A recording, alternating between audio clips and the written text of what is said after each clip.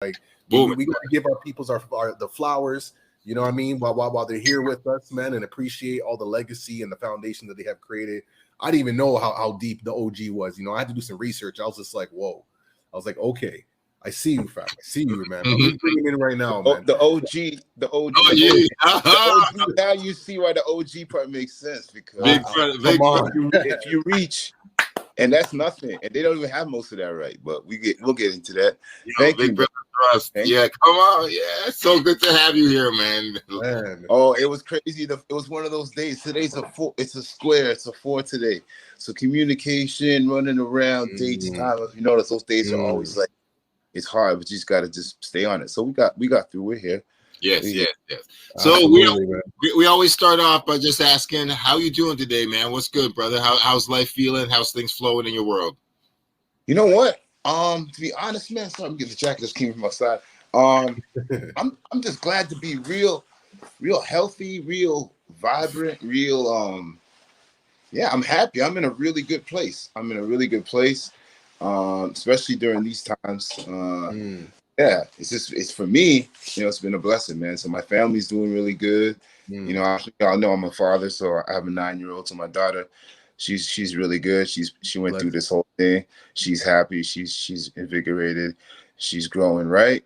And that's all you can ask for, really. And everything else. Y'all know about the music, so we've been pounding hard over the last year. And yeah. So, well, yeah. So I think it's good, man. And having fun with my friends, which is the best, man. Doing people I love, which is always how I.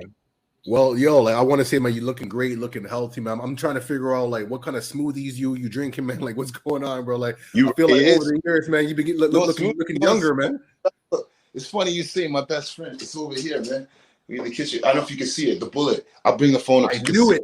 What? I knew it. What? You rocking them smoothies too? Yo, what? I've been rocking it a long time. No, the thing was, the funny thing with me was, if I wasn't into music at such a young age, because I don't know if you know my lineage, I got into music from 15. Right, I was touring so 15, at age 14, 15, that's like grade 9. So as soon as I got into grade 9 high school, I was on tour with Public Enemy. Wow. That's before I started. Yeah, man. Wow. And then I did Special Ed, and then I did Ice-T, and then that's how my career started. I went bang. I was that's how I got that name Thrust. I just kind of went the Thrust name. I had to change my name to kind of Yo, who gave you that name Thrust? Who gave me the name Supreme? Supreme from CCAM Power. You know who it is. Okay. DJ Supreme. Yeah, it was him. Well, actually, it came from Buffalo. Actually, really, I always love to catch up with them Griselda cast to wonder what happened. There's this crew called Cold City Crew from Buffalo, and they had a rapper. Ron Nelson used to bring them up from Monster Jams, and they used to perform. You look at some of the early Monster Jam flyers, you'll see it. My 80s crew know what I'm talking about, because they used to come out and they had an ill DJ and 2 rappers, and one rapper's name was Thirst. But I used to always go, yo, that rapper Thrust is dope. That rapper Thrust is dope.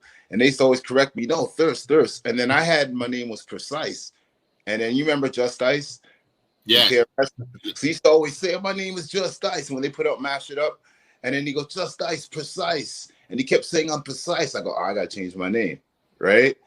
And then that's how it kind of came. So my friend said, yo, you're not a person that really, you just kind of speak with your actions, right? And you should take that name Thrust. That's a good name. You keep calling that guy that name. And then that's how it kind of came. That's history. But it came from Buffalo, really. It was a Buffalo kind of thing, which is kind of cool if you think about it.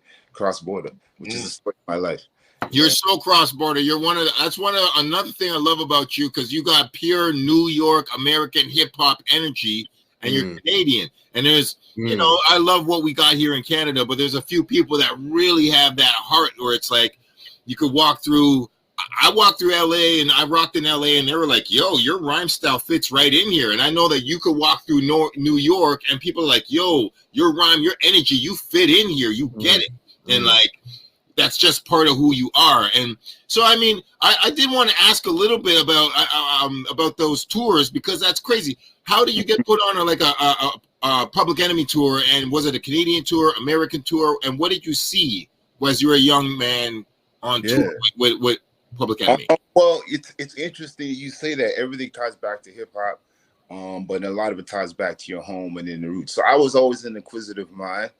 You know, I always have that mind to question things, and you can hear it in my writing and my music and my subject matter if you tune in and tap in. And so when I got into grade, I was always in New York. I was always in New York. That's one thing about me. Through the 70s, 80s, I was always in New York. I had family. My aunt was a deacon, right, in Brooklyn, right in Bed-Stuy, right off Atlantic. She lived on Carroll Street. So I used to always go. My mother was super religious too, church. I'm talking about like some Baptist church, 6 hours, man. But the good thing about it was I always had 4 trips in New York every year since I was a baby. Word. Always. So I was in the car. I was that dude in the car doing the drive. And oh, see your aunt in Philly. Let's go see her in here, right? So that's just how all that whole thing kind of built, right? You know what I'm saying? And then that in the tie led to the music, and then that's the whole. So the cross-border thing was really just by the time hip hop came. Like I saw the 70s too, like the blaxploitation era. I was in New York. So when people hear not fake, like I was always there. And then my mom worked for the government up here for the Heritage Branch in Toronto, and then her best friend, right? They went to college in England. So my cousin, we used to call him cousin, but you know, go Caribbean cousin, right? He was from Queens. He was my Queens, my North. So I had an aunt in Brooklyn. I used to always go at, and my closest cousin from Queens, he'd come up. So I go to New York and spend a month in between them and my aunt in Brooklyn, right? And then he'd come up and spend a month with me. Okay. And then he'd go back to school, and we drive them back to school. And then I get Labor Day, and then I go back to school. So I've been doing that. I did that like every year, dude, since I was breathing air, man. No doubt. Wow. Don't know that about me. So when you hear all my New York stuff, like that's my tie. So it's part of me. So I seen it grow. I was there when Scott died. I was there. So I was always in the city, and I always came to New York at those critical times when all those things happened, right? And it's the time I was a teen, so I met hip hop just like everybody met hip hop in New York, in a sense, right? My cousin would send stuff because he was ahead, right? You get what I'm saying? You know, everyone knows their story when you get the music, right? So I was one of the ones. So even in Toronto, I was the one bringing records back. I brought Do the James back by Casting Up Rubber Super League. I brought Audio 2 back. Me and X brought back the first Tribe record for everybody to hear. Wow. What? We brought it, gave it to play it. You see what I'm saying? It was us on these trips. And K-Force was the same. All those names, that was foundation in the 80s, we all had that in common. And we'd see each other in the summer down there. It would be so cool, man. Toronto cats, so we come back. Yeah. You go, yeah. But that's how hip hop actually came to Toronto. People don't understand that. That's how it came to Toronto. Two cats like me, but it was a group of us, right? And we just kept bringing the authentic back. But through that, I saw the Israelites. I saw the knowledge. And then through that, to your question, is I got right to doing shows of the tour. I tied together. I was in New York, so I seen all the knowledge, and I was into 5%. I know about 5%. It would know about me. I was into Answer Allah, all that. You know what I'm saying?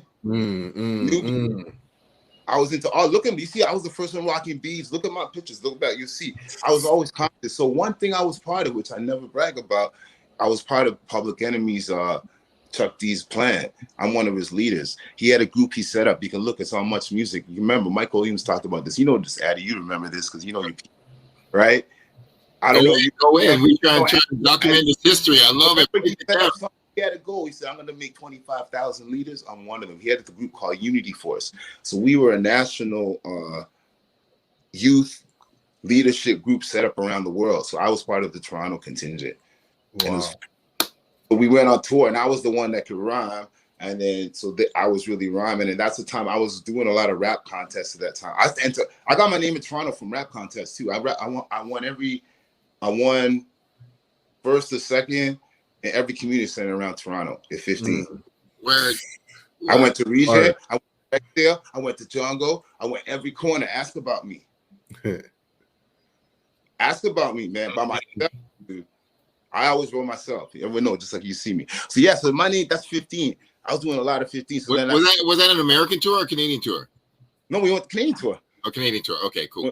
When Ron brought them waved the first show. It was 89, December 26th. You by then we went to London, Montreal, Kitchener. I did the whole tour. I was hanging with Flavor Flav for like every night. Me and 10K, KGB time. You want to history, man. History right there. Yeah, the I was always an actor. I was always with Ron though. I was that young kid. If you look at all the concert hall, I was always on the one guy was on the stages too. I used to help Ron set up the shows and stuff too. But one day, me and Ron go sit down. It's gonna be a real story, man. Because I had a rap role, but I had other roles I always played too. That's the thing about me, right?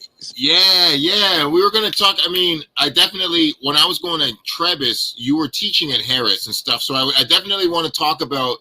The other things that you've done in the culture. So you know, you were also signed to EMI and worked at EMI and like built with the label and stuff. So where do you want to go from there? Like from that part is good because I have to tie the story because no one really. I'm glad you guys gave me the platform because no one really asked the right questions for me to be able to lay it out for you guys like that. Because a lot of people hear, "Oh, how'd you get to Nick?" Nah, I'm different than a lot of cats, dude. Because what I did at 15, no one ever did, and then you guys know my name. You see what I'm saying? So by the time you know KGB, that's like I was 18. Okay. So I had label deals on the table. We had label deals on the table in 19, KGB, man, in New York and Toronto. I was in Elektra in like 92, like talking to A&Rs. And that's how I met Pete Rock and CL Smooth. That's how I know Pete Rock. Because that's when they did the EP. Was it the Mecca and the Sober? The EP? Yeah, all sold out. The EP, right? What was it? All sold out was the EP. All sold out, yeah. So when they had the release party, that's when we had our listening sessions. Me and Tanner and DTS ended up like kicking it with them for like the whole time. It's interesting. And we had there was all kind of stuff going on, man. So I had because I was in groups until like 97. So my name always floated around, but I was in a lot of groups that were big, about to sign, was touring, and then boom, disbanded groups. It was crazy. That's why I just went solo after that. Right. Yeah, because I had enough of groups, man. I was like, groups always fall apart. Always, man. Okay. Work time is crazy. Look at EPMD, man. That one hurt the most. We still kind of good over that. And it got back, but it still not the same. It was never the same, man. It was that was heartbreaking when Eric and Parrish broke up, yo, man. My childhood dreams crushed. Wow. Oh, remember that day, man? Y'all remember that day? Oh my God! Even they know when they see the interviews, they're like, "Oh man, you know what I'm saying?" They do anything. Oh man, because they feel it's like the weight of it, right? It's hip hop, man. But it's you're a person. I understand, right? Hey.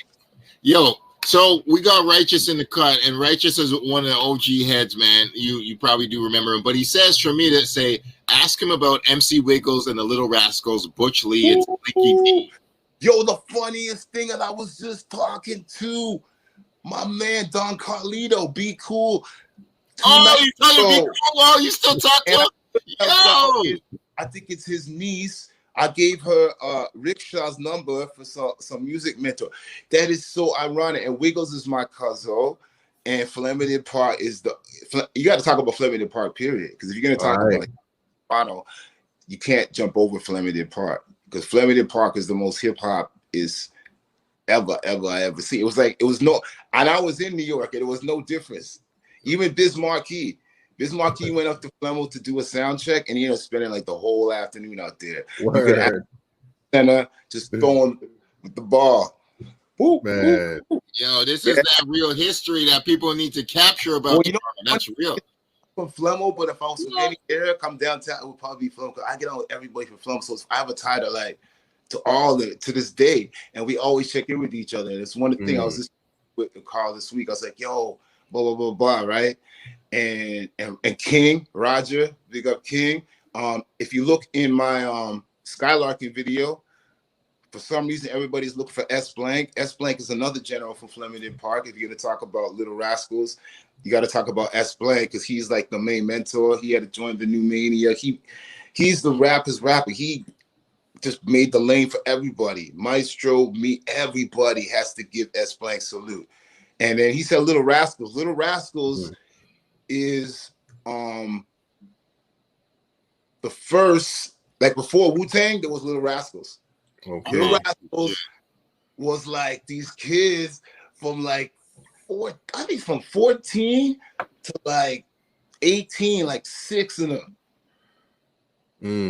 Like the 80s was crazy, dude. You know how much rappers was in Toronto in the 80s, dude? Yeah, Nah, man. let us know, man. Let us know. Let us know. Yo, and it was serious, dude. You had to have your routine, right? And yeah, no doubt. You had to have a dance routine. Like, Toronto was so hip hop, like just like New York was hip hop, dude. And I was in New York, like we really people really don't understand. The culture was so alive and kicking, and the females. It's like you couldn't even talk to girls if you didn't know the songs, man. I think you gotta know them 2 days. You gotta know it. You don't know. You better know the dance. You better have the gear. We had everything, right? So, yeah, man. Rascalz. Who else from Flemo? Big up Shadow. My number one mentor, actually, in music. One of them. I had 3 of them. Rumble. Talk about your mentors. I had a question about mentors, so talk about them. Howard Hughes from Flemo. Howard Hughes. Howard C. Chic Dynasty. Original producer for Mishi Me. On This Mic. Everything. The original In the Crates. Taught about breakbeats. Yeah, Flemington, man. Flemo, man. Flemo City. Oh my goodness, man. What's up, man?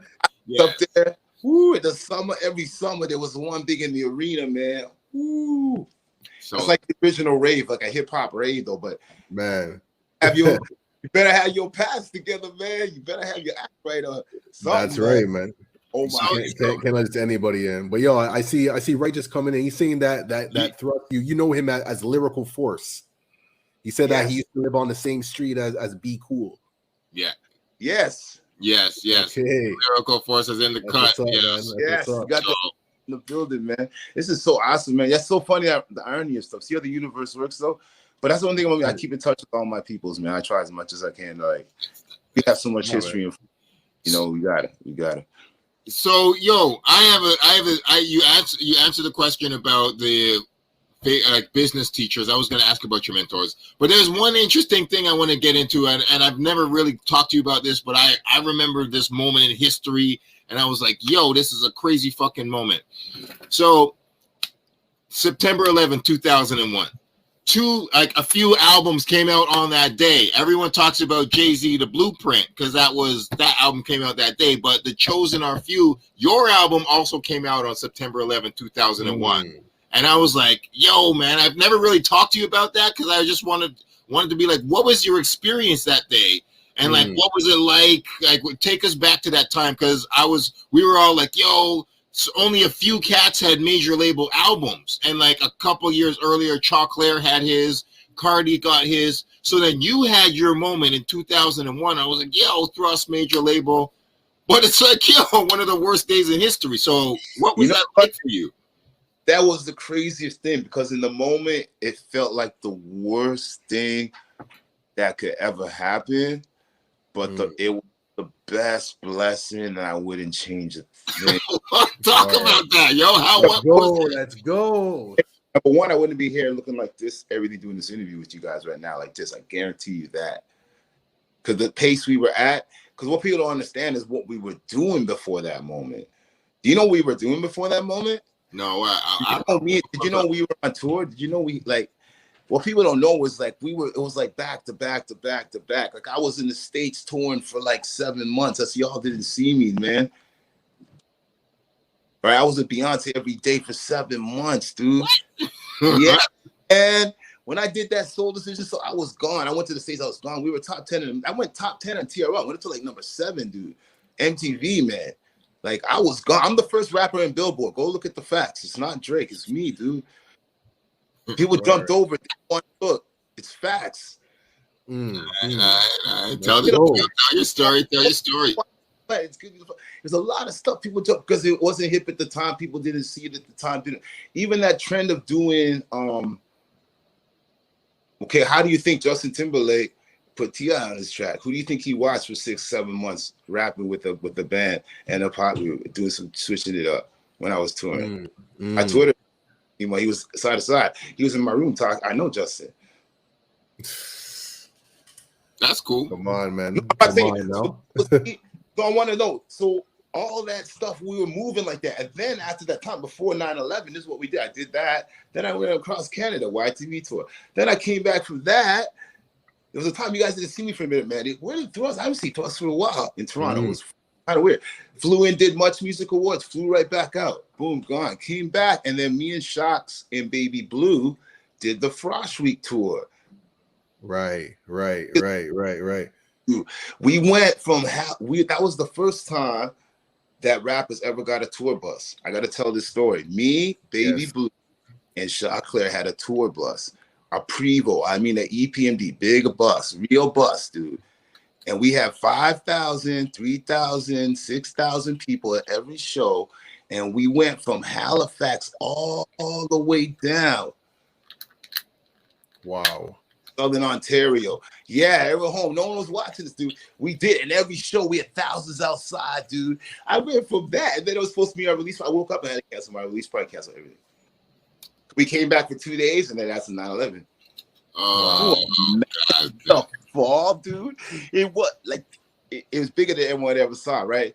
But at the same time, it was the best because a lot of people don't know I'm adopted. Within that time, I got blessed to get reunited with my family. Wow. Yeah. I was going so fast.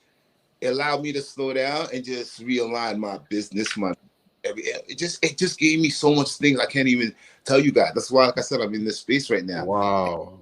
Tell you that. Wow, that's deep, man. Like that's such like a. I'm not that person. A lot of people know me from that time. I'm not that person. Addy knows. He see me. If you know my energy, it's not that person. And that's a good thing because that person would have died, probably been like Sean Price or something. Oh, well, wow. Yo, like everything that you're saying, man, it sounds like there is.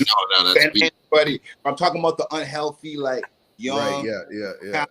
He should have been gone for so many because we was doing like, we was going, man. It was crazy, man. We were on that was just a crazy run. Now, because we were on that 90s run. Like rappers from the 90s, we had runs that you can't have now.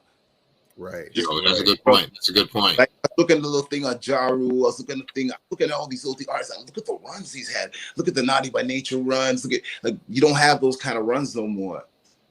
Right.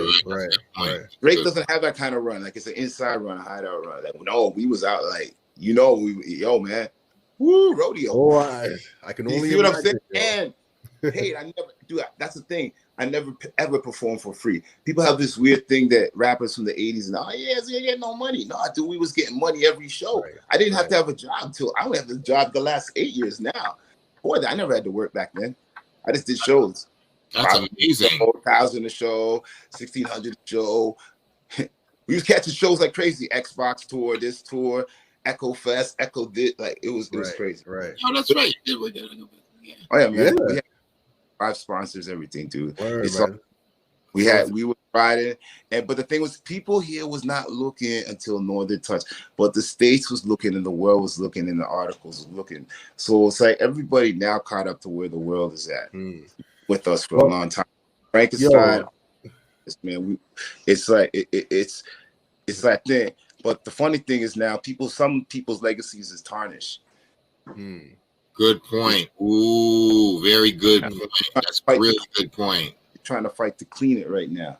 Yo, no doubt. You had that like spiritual like revelation and just like everything's just divine timing and that's blessed and just because like you mentioned like Northern Touch, like I saw like in a previous interview that Chaos and Julie Black were supposed to be on the original. Like you were part of like one of the people I guess part of building the whole speak on that, man. Some behind the scenes, man. Yeah. You guys understand?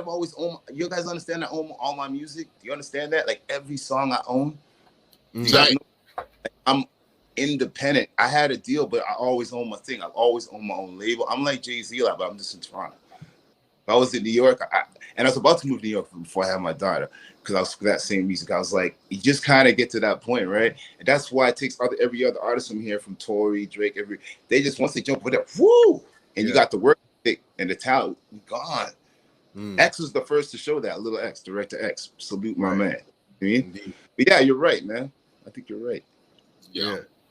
But yeah, Logic, do you have any questions? Nah, I just wanted to kind of just build on that because like I was thinking like if Julie Black and Chaos were on the Northern Touch record, like what that would have been like and what happened with that? Like what was like the original vision? Well, the thing was it was like a song that was supposed to be on like a Remember Master T? I don't even know if it was Master T 80s time, but big up, salute Master T. That's another person that doesn't get saluted the most, man. That guy pioneered this on a whole other level. Everybody, artists know, but it's got to be mentioned. But yeah, what we saying again? We're talking about the Northern Touch and how like Julie Black and Chaos were. Yeah. So basically, it was just a thing over the phone, trying to figure out the length of the song, whatever. And by the time we got to the studio, me and Shox got to the studio, right? The Rascalz did their part in Vancouver, and then they sent the reel over here. It was like 2 intros. So we didn't even hear the Rascalz part. We just knew we had the beat, and me and Shox like, okay, let's go do our little thing. So when we tried to call Julie, and it was just one of those things, you try to reach out on the phone and try and get them, we couldn't get them. Wow. And we're supposed to get, and we're like, well, what? Or we're like, oh, well, Cardi will get back right away. Boom, boom, boom. It just makes sense. Call them, and that's why Cardi's voice sounds different. Because I remember he had allergies at that time, crazy allergies. So his voice was very. It's almost like you see Redman. You got like it's just red. You read those just red. Man, crazy allergies, and he came in, boom, boom, boom, sussed it out, and then after that we heard the Rascalz part. But I was part of like the arrangement, chopping it. I didn't want the song to be long, so I was like, we're like, yo, we got to figure it out. Like the fit and Red can't rhyme like an 8 and an 8. They got to weave. I think that's the magic of the song. Oh, that's right. You made that call. That's if we gave them a verse, like it would have been too. Like it's the magic because the song goes in and out in a way too. It's a time thing too, right? Because I come from a DJ background. I could DJ. A lot don't know. I could DJ and produce, but I never shown the world it. And I do produce my records. And I do mix, and I do have like an ear for like executive producing, right? So, and I've done it all my stuff, right? So, and I've been involved with a lot of other projects too, doing that too, but I just don't take the credit like I'm in the room. You know what I mean? But yeah, so that's where a lot of that came from, and that's the genius. That's like producing. So we kind of A&R produce it, but that was originally it was Sony, Universal, BMG. And I think Much Music is supposed to see like one of those MC Mario comps. Remember MC Mario comps? Yeah. They have one Canadian song on it. But hey, what those Canadians doing? They got some rap stuff. It is a local song, you know. And then CanCon was in effect too, right? Hey, 30%. Right. CanCon, always CanCon in Canada, you know, CanCon. Right. And then it got dropped. And then Saul was smart enough. Saul was in New York working for Bad Boy with Puff and Harv Pierre and all them. And he was Saul guy's the manager for the Rascalz. Shout out Saul guy. Saul, big up, salute. And then he was like down there doing the thing. And he goes, screw it. He's like, I think this song's hot. So he got the pressed up the records, right? And then he gave it to the pools up here, Flavor and Soul Choice. The DJs here still didn't play it. But he gave it to everybody in New York. But our records were always getting banged in New York. We were getting banged in New York at them times, dude. Bang, bang, bang, bang, bang, bang, bang, bang, bang, bang, bang, dude.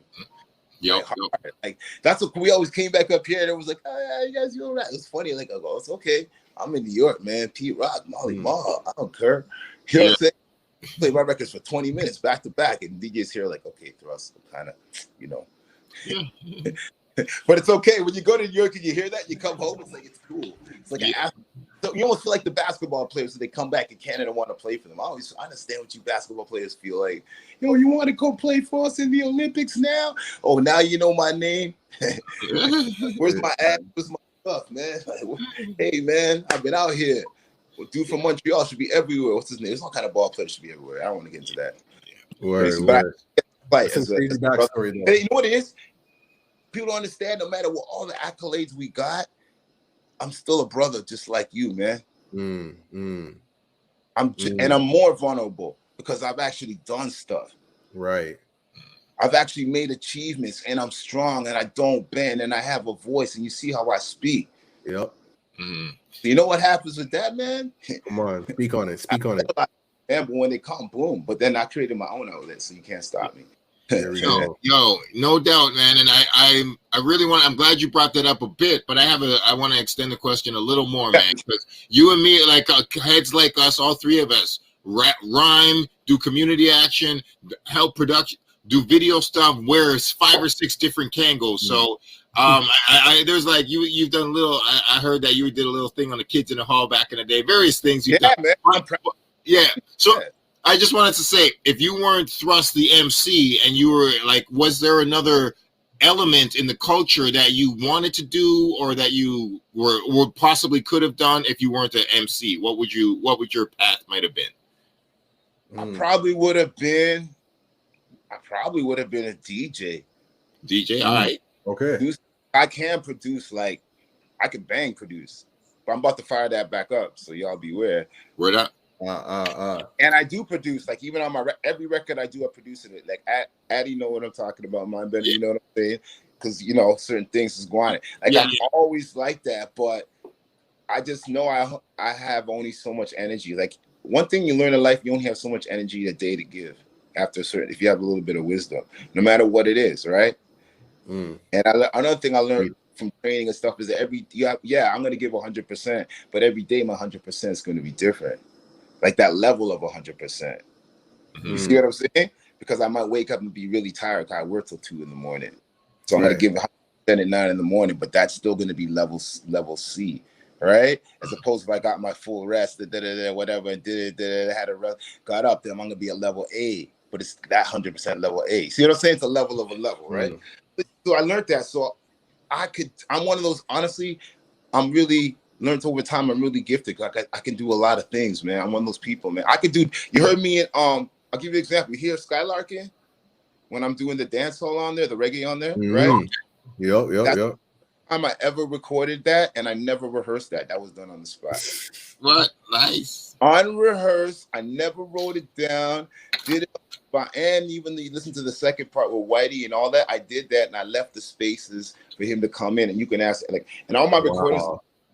My recordings are all one takes, straight through everything. Come on, man. Come on. At least all my whole career. Ask. Yeah. The album's called The Chosen Ones. That album was done in 1 hour. Everything was one take, and I just heard the beat was right there. Wait. Hold on. You recorded. I'm one of those, like a Biggie or Jay-Z when you hear me, but people around me see me, and people recorded me. It gets intimidating. Even Northern Touch, that was done in 2 seconds, and I never wrote that down. There's nothing up there. I never wrote that verse. A lot of my verses, and I can write as well as I can go off the top. Like, but the things you can't do everything. You know what I'm saying? So I'm smart enough to know. And if you do want to do all those things, you got to establish your name big enough in one lane, and then you can start to divert. But I know my better go into the community, like Addy said, go to other stuff. So I don't have to, you know what I mean? I don't have to be that, man. I just know I'm the best at carving up what I do and what I present. So I'm just stay here. That's why I'm still rhyming. You know what I'm saying? Because no one can rhyme like me. And then my subject matter, I'm sorry. You might be able to rhyme, but you ain't saying what I'm saying. You ain't saying what I'm saying. A lot of people rhyme, they rhyme good, but they ain't saying what are you saying, man? Right. What are you saying? Indeed. First, do you have a voice to say it, to draw people in? And then second, do you have the cadence of assert something in your delivery? And then, what are you saying? Good point. What's your name, that's real. Well, if you're rhyming to me, if you're doing hip hop, like, that's what it is to me. And everyone else has a rendition of it, right? And that's why I think some other stuff gets repetitive and there's another lane for it, and that's fine. But I'm talking to the nitty gritty down to that's why I never been a battle rhymer either, because after that gets repetitive too. Yeah, man. Well, I just want to kind of continue. Sorry, were you going to do the video? Yes, because he's talking about, like, going off the top and freestyle. And I actually want to play this super legendary throwback, man. Like, let me just put this in real quick, man. Oh man, play a little clip of this, man, real quick, man. Hold on. The last 2 weeks to CKLN's fundraising, like I said just earlier, we love you, and you're what makes us go round like a reel to reel. Who's gonna rhyme? Look, this is John Bronski, and it's time to flip the script. And look, let's see, this is time for the Power Move Show freestyle. So that's scam. That was scam, isn't it? Khalif is bad.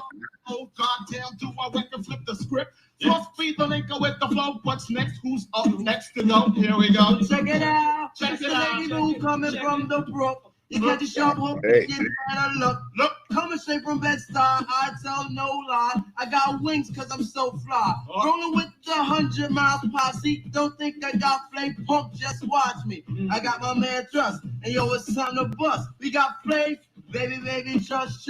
Coming straight from the B-E to the Z-E and Anna. Kick a mad grammar on your slammer. Where's that jibber, jabber, jabber, jabber, jabber? I got it. Save, give you more than savor. You know we got the phrase F-L-A-V-O-R. Flavor is how it's spelled. We step up in the stage and they all screaming, yeah, baby. Yo, how was that day?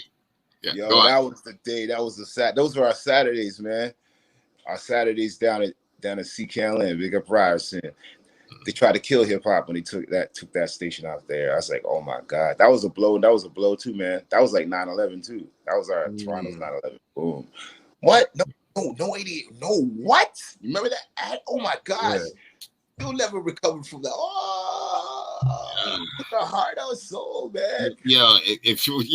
Saturdays in Toronto and Saturday afternoon from 1 to 4 felt so wrong when we couldn't just turn on 88.1 and just feel like what everybody was tuning. Well, you know what it was? Because it was part of a nucleus. It was 1 to 4. Right.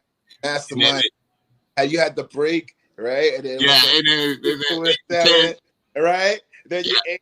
And then you have master plan from 9/11. You see what I'm saying? And then we just went the whole day. It was a vibe. The whole day, man. The concert. Then the best was when the concert was in the mix of the. Yeah, for real. And then at night you go to a show, you're like, all day hip hop.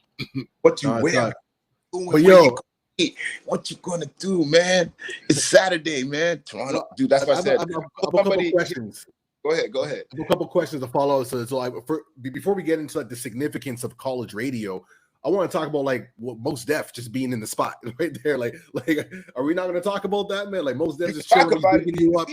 For me, the funny thing about that is, the scary thing about that is, you know why he knew my name so well? Do you know how long he was here, man? You know, he mentioned 100 miles. That wasn't a promo. Like, I'm just here for a second. Yo.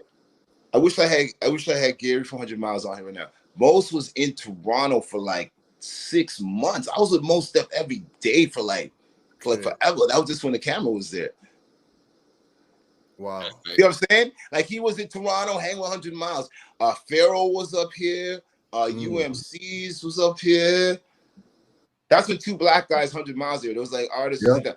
Those guys came up and stayed. There was a time when they was like he was here, but he wasn't fully Mos Def. He was just transitioning to Mos Def. That's when he was acting. If you look at Different World, he was doing all those stints. Okay. Yeah, he was and then he went back to New York, and it was like it was almost like as soon as he went back to New York from Toronto, that's when it was like boom, Mos Def. But I saw him later. I've seen him in New York. Was after boom. I saw him at Echo Fest. When he came back to, it's like I had this thing with Mo. Yeah, it's dope. We have a history, but yeah, he was here for a long time, man. Long time. Man. So, like, once you build on the significance of like college radio, I know you kind of touched on it, man. But like, I was like the nucleus and all that. But like at that particular time, like the role and the significance of that. Well, college radio is the same worldwide for hip hop. It's the most integral part of it. Always was. All the big shows, you look at New York, Stretch Armstrong, you know what I'm saying? Like, look at all the shows. You see, they're always the college shows were the ones. Well, later on, like, it was interesting to actually think about it because New York had a different history because you had like the Red Alert, BLS, right? You could claim that, but those shows were like big shows, but the amount of time they had, 2 hours, 3 hours, you know what I mean? It was like the amount of music. But if you look at like a Stretch and Barbados show, they had like 6 hours, I think. Their show was from 11 to like 5 in the morning, dude. And they only talk like 3 times. I saw the tapes, man. I was there all summer. I bring back the tapes, me and Insane and everybody. Oh my God, back. Big up Musically Insane, Real Frequency. You know what I mean? Blueprint Records. Everything. Big up Samantha, as I say Blueprint. But yeah, so it's like, yeah, man. So you go down, you'd have to bring like, that's tape there. You have to bring like 3 tapes, and that's one show. Word. And everybody would bring the cast. So we had the same thing here. But ours was stronger. Toronto, because people, they weren't even trying to hear nothing black, urban, whatever, until even kind of heard. Because even as you listen to most conditions, the home of hip hop, but I never heard no hip hop on there. So mad. Local radio. Let me start talking about local radio. That's a whole other thing. A lot of local radio is a mess, dude. Yeah. So wrong, man. It's just wrong. It's greedy and it's wrong, man. But I ain't going. I know what radio's supposed to sound like. I've been international travel, and I come back here like, what are you guys doing, man? Good point. Great right? Point. But here, college radio, 80s, 90s, Ron Nelson, that's the foundation, right? So Ron came from college, 88.1. Look at Master Plan, right? 89.5. CHRY, 105.5. And that gave birth to how many DJs that are still playing the game right now, right? This, that. And then the artist can come down. College radio is dope, but the art is made for the community. The artist can come down and get something played if it's a certain level of quality. You learn about production. It's just so many things, right? That led to video, film, dance. Like so many things came from college radio. And every city that I've been to, and even the major seminars, like even look in the States, there's the Gavin and all those seminars used to have. Those are the real. How Can I Be Down? How Can I Be Down was like the big flash, right? But if you wanted to get really meet the DJs and do all the stuff, you had to go to like the college one, like I said, like the Gavin. I went to the Gavin. Gavin was crazy, man. That's tight. That's tight. But it's all DJs and radio dudes and college guys. It's the college one. That was the college one. And the urban cats. They had the urban guys from all over America. Like, yo, because remember, these guys are passionate. Remember, they don't get paid, man. So if you're not getting paid, you're doing quality radio. You're down to that's doing it for the love. Doing it for the love. Yeah. Yeah, we were all just doing it as community because we were musicians, we were communicators, and we were artists building. Like, yo, we ain't doing this because we have some corporate check pushing us. This is who we are as a culture. I'm so with you there, man. Hip hop is a culture, though. That's the thing. It's not rock and roll. It's not thing. It's a culture. It is people, and that's the thing. We're not talking about other stuff. Yo, no, we're not talking about other stuff, man. Yo, I'm with you. Interpreted. So for us, it's even more important because that's the dude, man. So, yo, we don't have forever, but this has been amazing. And there's I got one question.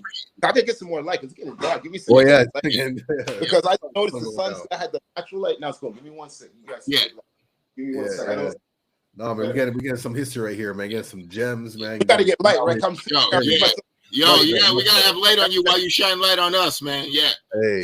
So I got one question before I bring up your latest video that we made together. But so you've been a part of many crew tracks, and I'm just gonna name a couple. Obviously, there's Northern Touch for people who don't know, but you were also on Pass the Champagne with Maestro, and you were also on the League of Legends with my man Danny O and the crew. So you've been a part of a bunch of, some people only know Northern Touch, but I'm like, yo, I know Thrust from various magic moments in crew track Canadian history. Yes. So I wanted to talk about, we don't have crew tracks the way we used to back in the day, and just mad people on the same cut, community connection, and also a little competition. But so I'm not really talking about crew tracks, but I'm just asking, what traditions from the 90s or 80s or even 70s musically do you wish would come back that don't really exist in this generation of music? Like things that you loved in the culture. But I mean, we already talked on the radio show, but what's something else? Dancing, like not breakdance, but like dancing to hip hop. Like I could dance. When people see, wow, you can move like dancing, man. You don't talk about Addy. Yo, I know exactly what you're talking about, bro. I go crazy. My shirts get sweaty. Not like you got to do what we did, but like like that kid in play, like go to you got to move, man. 2 step. Come on. I wish Roger Rabbit shit. Yes. We need to have way more women involved with us, man. Speak on it, yo. Toronto was ruled by way more female MCs and male MCs in the 80s. Did you know that? Speak on that, Missy please. Is the queen. Missy is the one. Missy did what Drake did now in New York. I was in New York. Did you guys know Missy was like that in New York when she came up? Missy was like 5 times an hour on like Red Alert and Molly Mall. Like Missy Me was like BLS, like it was banging. Wow. Like same way you go to Miami, US radio, when you hear a song banging, Missy was banging like that. I don't think people really realize that in the States. Yeah. And I got to big up Dreamwars because Dreamwars was banging. They almost sold the records in Europe in 1 year in '89. So, and I also wish that people would just bring the last thing was missing. Like we need, where's the hip hop in Toronto? Where is the energy? Where is it? Because it's gone. It's gone. It's gone. Gone, dude. I had 1 year records that every US top DJ, I don't need to say no name, been playing international. Look on my IG, you see all kind of stuff. And how come I can't go to nobody from my city? That's how, man. Like, what happened, man? I feel like Kerosene came to Toronto. I remember Kerosene one point goes, "What happened here?" Yo, I was like, that's real. What happened? It's there. I don't. Dude, that is real. I do not feel a pulse of hip hop in Toronto. I feel everything else. I don't feel hip hop in Toronto. I used to feel hip hop, and you know what? Hip hop is a spirit. The spirit. So that needs to be resurrected. Still lives, and it can come, but it needs to be resurrected. And that's what I miss because it's not there, and it's a shame. It's in Montreal, it's in Winnipeg, it's in Vancouver. Well, it's in Calgary, it's in Edmonton, it's all over. Toronto, no. It's not in public. The love ain't there. It ain't out there like that. And it's a mess, man. And I don't know why. I don't know what it is, but hey, man, it's not on me. Like I said, my first week was called World Domination at age 15, dude. And I live in Toronto. But I don't live for Toronto. I live for what's in here, and I got to get that out to the world. Like you mentioned something about the spirit. Like before we get into the video. You're right. Like the energy in Toronto has definitely changed. Like like the hip hop has evolved, and the spirit these days are dark. You know what I mean? Like when I look at like the violence in the community, everything that's happening. Because the DJs that play hip hop and they want to play trap. Trap is not hip hop, and I'm not dissing trap. Nothing. You never hear me ever diss nothing. But it's not hip hop. So where's hip hop? Who's playing hip hop, dude? Who's fighting for us, man? And so when you say don't come back over to me now when it's starting to depend. Oh, Griselda, oh this, oh that. Hey, you see it's coming? When the baby is coming back, you gotta start rhyming again. Oh, the other thing. Oh, don't come back to me. I told him before, don't come back to me, dude. And I'm not playing. When you say no, this is like 5, 6 years of 7 years of repping this hard. Boom, boom, boom, boom, boom, boom. You get in love from premiere to everybody. Boom, boom, play, boom. And these guys can't play that, man. They can't even nothing. Yeah, good point. I'm bitter, dude. I've been bitter because I had this attitude about Toronto when I was 15. That's why I look like this right now. Yeah. I realized Toronto was going to be at because I was traveling a lot. And traveling shows you the perspective of where you're at and with the state of the world and then where you're going. And you could be like, I was watching this thing on a dragonfly. You know what, dragonflies are the illest insects ever? They have like a 99% kill rate, dude. And they said one thing with dragonflies, when they attack their prey, they use trajectory. So some things, they fly right to where the thing is at. That's not how they work. The way their eyes work, they can see like 360. So they just know where you're going to go and they beat, and they're so fast, they get you there and then they kill you right there. That's a sick metaphor, yo. That's how I think, and I seen it in Toronto. Toronto will kill your career if you're not smart, dude. Yeah, you're right. Okay, so before we go into that, thank you for dropping those life jewels. People pay attention to the wisdom and thrust words. Yo, that's real. I just want to quickly ask this last thing because Righteous is real and he's a super head. And he says, ask Thrust if he remembers Caliban. So I don't. Caliban, yeah. I remember Taliban, but you gotta spend more. No, Caliban, CALLIE band. I don't know the cat. No, I don't remember. You gotta give me a little more jewel, like a little refresher. Give me a little more than the word. You gotta give me something. My memory's good. I probably do remember some, but hold on, I got a little refresher. You know. All right. Well, we'll see if we can get back to that. But in the meantime, we'll pull up your latest video, and it was really dope to be a part of it. It was fun. I just gotta. As soon as I knew we were doing this, I go right out. I go, please let Mindbender be able to come with this. Please let him be able to just get, because you know what I'm saying. I just knew, man, the energy of it, man. Yeah, I needed that, man. It was dope, yo. Like, man, you got to get ready, man. Heath, man, you got to get ready. Heath, you got to get ready. All right. You got something coming. You got to get ready, though, Mindbender. Yo, I'm working on it.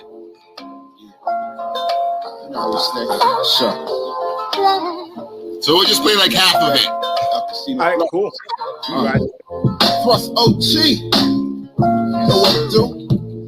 Sure. Type A every day. Sure. That's right. Cause gotta stay fly, gotta stay dip, looking at myself, I know the reason why. Gotta stay fly, I gotta stay fly, man, I gotta stay dip, suitcases packed, I'm going on the trip, man, I got a whole set full of, you wanna sip, you wanna look fly, you say I'm the guy, well I stay escrow, you know how it grow.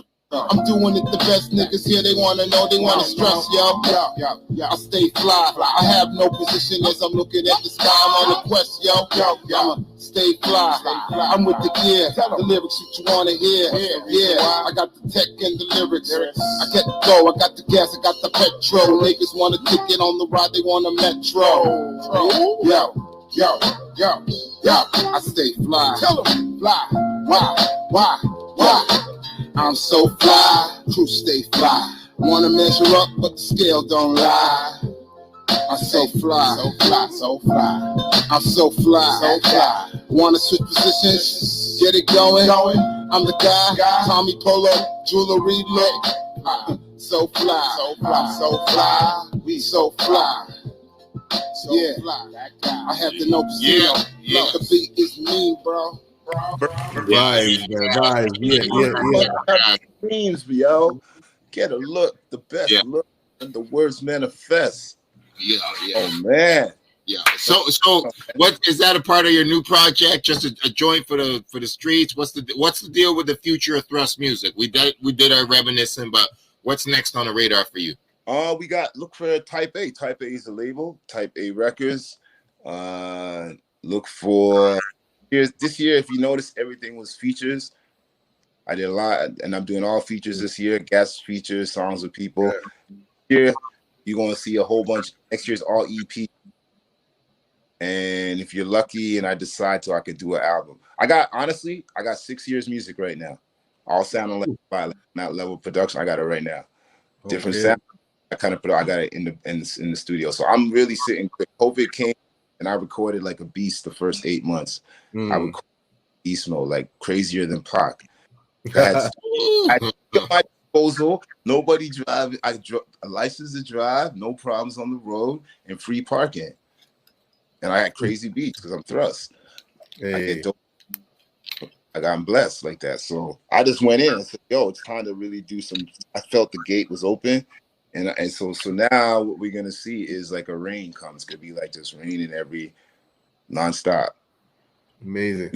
We're already working. Honestly, we're working on stuff for like 2023.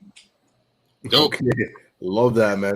Okay, Addy, know what I'm talking. Everything for I do, bro. I've heard a few, and I'm on a few. I knew what I was doing this year, my man. I'm not lying. Everything you guys see drop, and even all the, because we do all the promo, all those commercials, all the ads, all the promo, all the videos, all the logos. Everything is in house with us. As people don't understand about us, the studio, the mix, and everything. I got to mention this. It's a whole team. There's like 7. It's a team we got. That's all that's getting done. It's all us creatively, and it's international. It's across. It's international. It's like North American. Why? We're North American wide right now. So New York. I'm in LA. Man.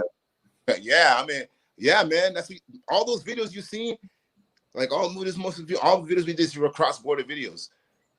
No music industry. The Fleet one. That's between Toronto and New York City and like Philadelphia.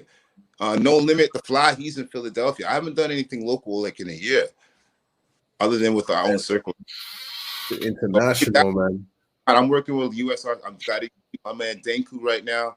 He's Tiamo. He got an EP out with crazy everybody on that. So yeah, that's my whole aim right now. I'm just going because I'm going where hip hop is. Hip hop's in New York and in the UK and Brazil and stuff like that. That's where I'm going. I'm not here. Hey man, been here for a long time, man. Buddy. Well, we appreciate you for like repping, like, you know, the culture. And when I say I'm not here, I'm talking about feeding the music. I'm here for the people. No, of course. Yeah. That's different, right? Because, like we started like I always help young aspiring artists. That's different. But grown men over 20 trying to do it. No, you're your own man. Stop being lazy. Get up, go do your thing, get your stuff together, whatever. I still gotta work as hard as every other artist, if not harder. So I've been proving myself for look on. I still gotta overprove myself. So I'm complaining and doing it, and I'm putting myself out there to be constantly scrutinized, whatever. I have no problem doing it. So a lot of people are scared to put themselves out there and be like that. Well, yo, like you're like an inspiration, man. Like you carry that spirit of hip hop, and that doesn't die, man. It keeps fueling and evolving, and you've been a true testament to that, man. So I'm inspired by like your work ethic and your commitment, your authenticity to the culture, man. So big up to you. You know what I mean? From time, yo. Well, we are giving mans like Thrust his flowers right now, man. Love to you for everything you've done for Toronto history and hip-hop history around the world. Thank you, man. Like I said, you see me, but there's stronger people around me to make me the man I am in front of you. So I want to say blessings to all those people that you may know, unseen spirits here alive, but they make it all. It's a blessing, man. And that's the thing. I know I've always known it's a blessing, and I just always be grateful, man, because the thing is, doors are always open for you. Doors are always open for you, man. But when you're not, they're going to start closing. And when they close after a while, that's it. You can't go back after a while. So that's the thing I realized over time. So thank you, guys. Thank you. Thank you. Like this. Yeah. Like my shows, your mind better. We talked about it. We stepped up. It happened. Love it. We did it. We did it, man. Another gem in the bag. Had to, man. Yo, we only talk to legends on here. We talk to historians. So I'm like, we need to talk to Thrust. It was just inevitable. So thank you very much, brethren.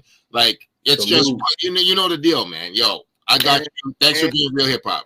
And like I said, man, and to everyone else in Toronto, I didn't get a chance to get into I got to talk about the other area. I get a chance to even talk about all the other areas and everything. It's so much more. There's so much more. We'll get you on again, man. But Flemo came in just because it was just like boom, right on tap, and it just made sense. So, but Flemo got to get their flowers, man, because Finch was there. They had the contributions, but there was a lot of reggae and dancehall. Weston had a lot of reggae, but Flemo, man, Flemo was all hip hop. Everyone under 30 was a b-boy or a b-girl, dude, and dressed out. Come on, thing.